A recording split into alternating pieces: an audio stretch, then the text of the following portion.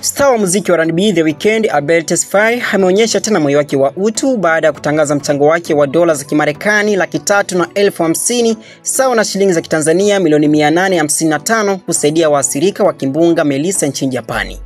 Kupitia Humanitarian Fund, fedha hizo zitapelekwa moja kwa moja kwa World Food Program kusaidia juhudi za dharura. Kwa mujibu wa taarifa iliyotolewa na World Food Program, msaada huo utaiwezesha taasisi hiyo kufikia hadi watu 200,000 wanaohitaji chakula, msaada wa kibinadamu na huduma za haraka kufuatia uharibifu mkubwa uliosababishwa na kimbunga hicho.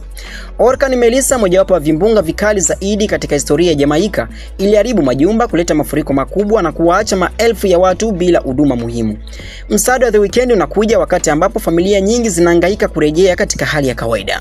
Na ikumbuke kuwa hiyo mara ya kwanza kwa msanii huyo kushiriki katika kazi za kibinadamu, na pia Humanitarian Fund imeendelea kuwa chanzo muhimu cha matumaini kwa jamii zilizoathirika duniani kote.